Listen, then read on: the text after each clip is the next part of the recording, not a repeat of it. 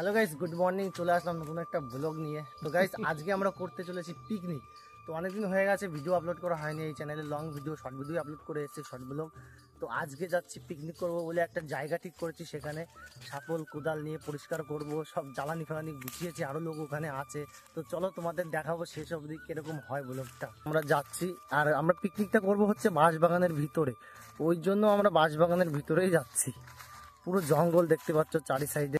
তো গাইস এইবার ডিসেম্বর জানুয়ারিতে পিকনিক করা হয়নি, তাই এবার এই লাস্ট ফেব্রুয়ারিতে পিকনিকটা আমরা চালু করছি।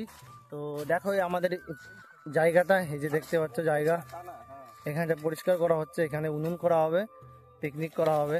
বন্ধুরা এখন এখানটায় উনুন খোঁজার জন্য একটু পরিষ্কার করে নিচ্ছি, লেবেল করতে হবে যাতে উনুনটা খুঁজতে খুব সুবিধা হয়। পরিষ্কার করে নেবো আমি এখানে।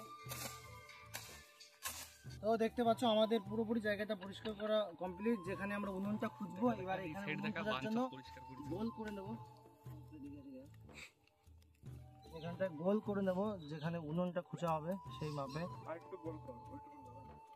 এটা ধরো হাতের গোল হচ্ছে, তাই একটু দেখা চাকা হয়ে যাচ্ছে। এবার ঠিক আছে, এবার এটাকে খুঁজবো।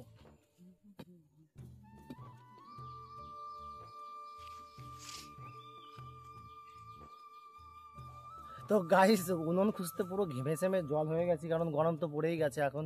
আর এই যে আমার পিছনে দেখতে পাচ্ছ, এখানে উনুনটা প্রায় ডিপ হয়েছে, আর একটু করলে হয়ে যাবে।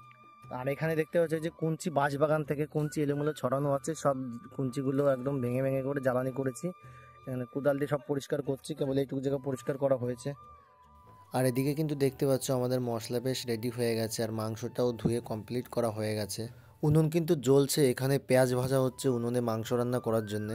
ফাইনালি পেঁয়াজ আর মশলা কষানো কমপ্লিট হয়ে গেছে, এখন চিকেনগুলো দিয়ে দিয়েছি দেখতে পাচ্ছ। আর চিকেনের ভিতরে কিন্তু লেগ পিস ছিল বড় বড়, যেহেতু আমরা 6জন ছিলাম 6টা লেগ পিস আনা হয়েছিল। মনে হচ্ছিল যে ধরবে না প্রথমে কড়াইতে, তারপরে দেখলাম না, ধরেই গেল। দেখতে পাচ্ছ আমাদের চিকেন কিন্তু কমপ্লিট হয়ে গেছে, আর আমরা কষা কষা খাবো বলে গ্রেভি গ্রেভি করেছিলাম, জল দিইনি খুব একটা।